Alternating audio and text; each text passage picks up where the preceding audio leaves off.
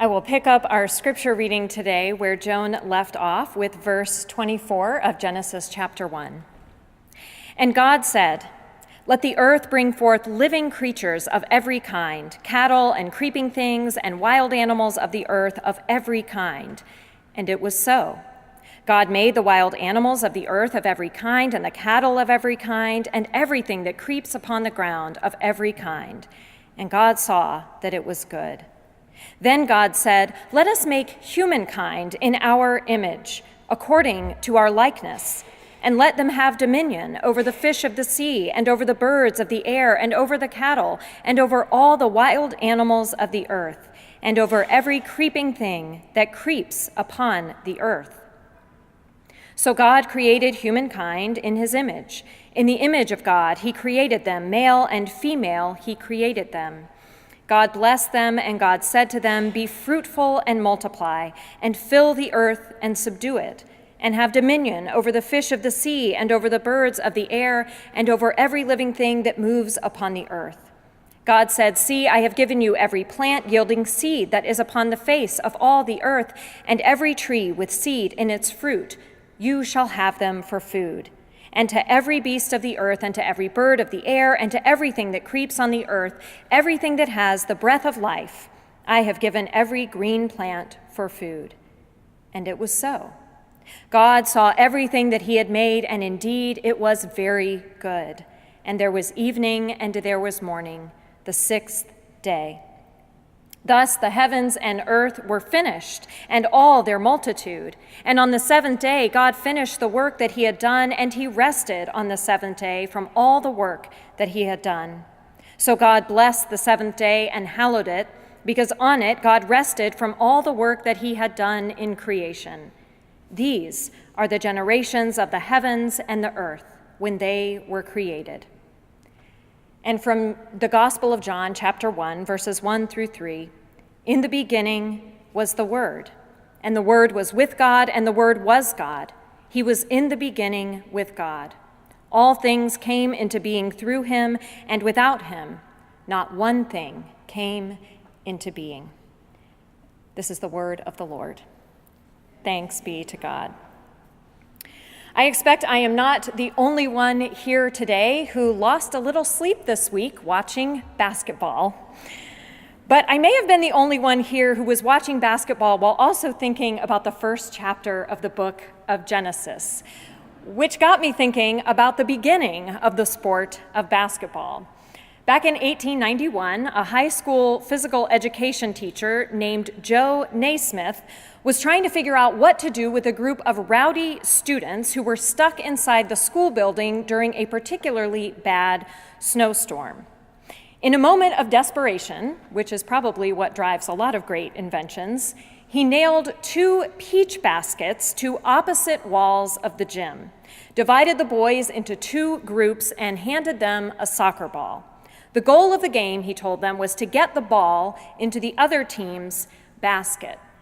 You may know all that. Did you know that Joe Naismith went on to become a Presbyterian minister? Well, since then, hundreds of new rules and regulations have developed to give the game of basketball the structure that we know today. But one thing that has endured since the very beginning was the height of those first baskets, 10 feet from the floor. Naismith's arbitrary decision ultimately had a huge impact on the game, since it meant the best players were also likely to be the tallest. Eventually, these tall players figured out the art of the slam dunk, which quickly became a controversial shot. For a while, the slam dunk was banned in the NBA, but eventually it was balanced out by the introduction of the three-point shot. The three-pointer was the great equalizer in basketball because it got players away from the basket. It also meant that a player who was smaller in stature, like, say, the Warriors' Steph Curry, could score as many points as a big man like LeBron James, who can muscle his way to the basket or slam dunk a basketball with ease. To understand the origin story of a sport or a country or an organization, gives us insight far deeper than if we just look at what is happening to it now, which is one reason it is important for all of us to read the first chapter of Genesis every now and then. It is an easy text to dismiss. After all, most of us have learned enough science that we could never believe that the world was created literally in just 7 days. So as modern listeners who encounter this text, we have to start by acknowledging what it is not. This is not science. It is not, and it was never meant to be, a factual, literal account of how the earth and everything in it came to be. It is also not myth. It is not simply a fictional story in which we find certain enduring truths about creation and humanity and God's relationship to it all. So if it's not science and it's not myth, then what is it? Well, Walter Brueggemann reminds us that this text, like all biblical texts, is theology. It teaches us about God. And rather than answering the question, how did the world come to be? This text is seeking to answer the question, who is God? And how is God involved with the world and its creatures? Within this theological framework, says Brueggemann, the book of Genesis, and especially this account of creation, is what we call proclamation. This text proclaims a profound theological truth. From the beginning of all that we know, behind and above and underneath and around all the world, God is. The organization called Peace Child was a movement that grew out of the Cold War and its threat of nuclear annihilation.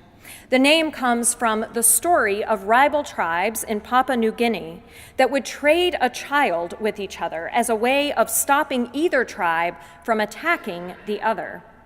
This contemporary version of that story brought together American and Soviet teenagers in the 80s and 90s to rehearse and perform an original musical about nuclear war. After performing in a production of Peace Child in my hometown in Virginia, I spent a month one summer in the Soviet Union, rehearsing and performing with peers from all over America and the USSR. As I look back on this experience now, what strikes me is how much Peace Child played on people's fears. The musical was designed to raise the anxiety of the audience, to show that the threat of nuclear war was imminent, and to prove that such a war could be the end of us all.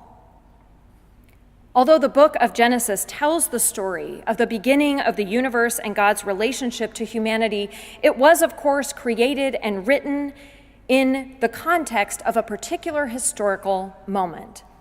And it was a moment that felt like the end for God's people. Scholars believe that this text was written down in the 6th century BCE, and that what prompted people to write it was the exile, when the Babylonians attacked and destroyed Jerusalem, killing many of the Israelite leaders along with the wealthy, powerful citizens. Those who were left were deported to Babylon to live in exile among their enemies. This event of the exile threw everything the Israelites thought they knew about themselves and their God into question. And it was in this time of tragedy and violence and despair and total uncertainty about the future that the book of Genesis was written. But notice, this is not a book that plays on people's fears.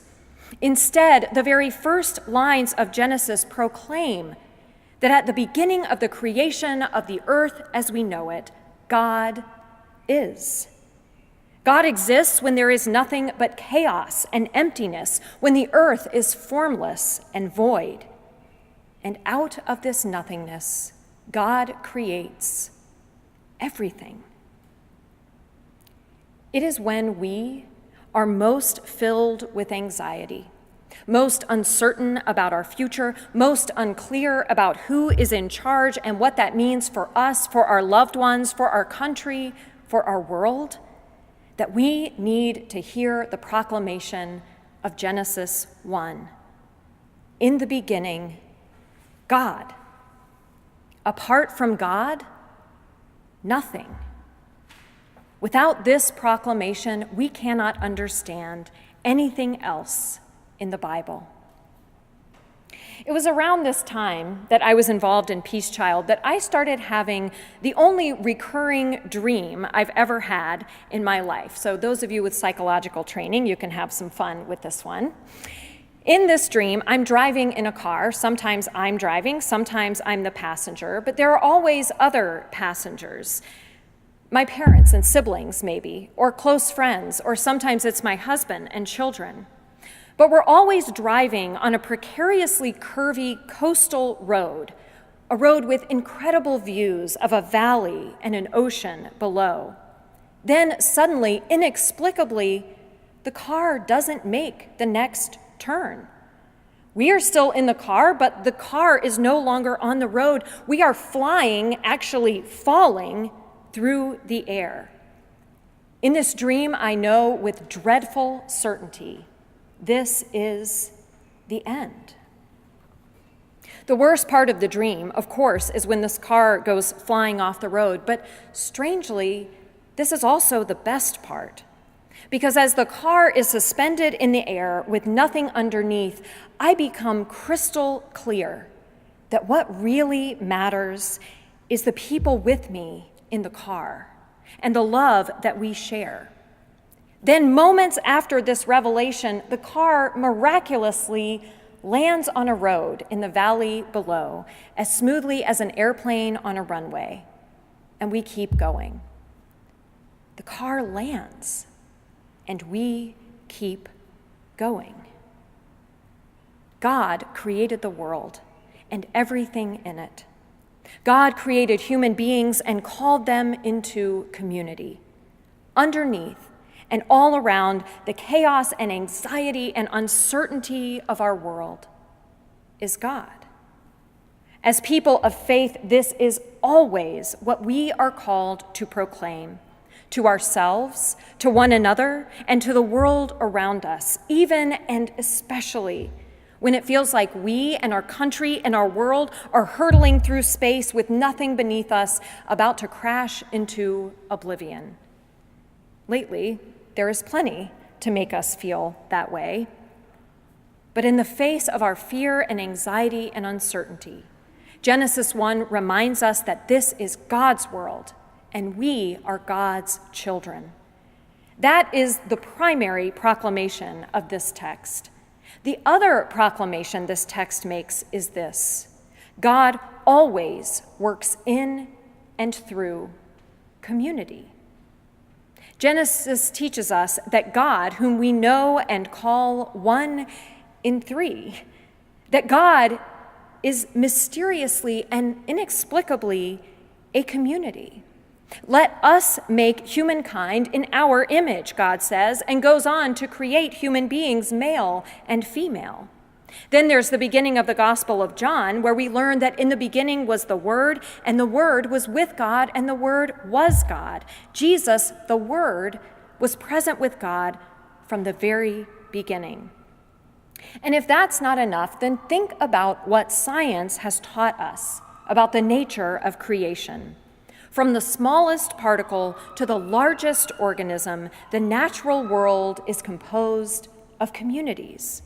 Quarks, protons, neutrons, and electrons, atoms and molecules, organelles and cells, organisms which make up biospheres, planets, and solar systems. Our entire creation is made up of communities. So for us to be made in the image of God means we are created for relationships. We are created for community. The game of basketball took off when it made room both for the players who excelled at getting to the basket and the ones who could shoot from behind the arc. Peace Child's biggest accomplishment was not stopping the Cold War, but bringing together children from enemy nations and engaging them in a common cause.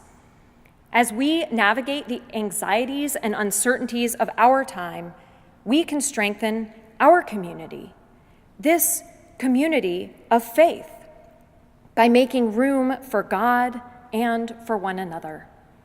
What might happen if you reached out to a few people in this sanctuary today and invited them over for dinner or out for coffee? It could be people you know or people you don't, or some combination of the two. What if you got together and talked about Genesis chapter 1? What it means to you, how you understand it. What about it makes no sense or even makes you angry? Maybe from there you'll move on to other topics, but to be in community together means to engage one another on the most personal and difficult and challenging elements of our faith. When we do this, then person by person, conversation by conversation, we not only strengthen our community, we become a reflection of God's very being. In the face of fear, anxiety, and loss, our forefathers and foremothers wrote down this text to remind all of us who read it that God is the author of all things. Because of that, we have nothing to fear. We have been created in God's image to be in relationships with one another and to create communities.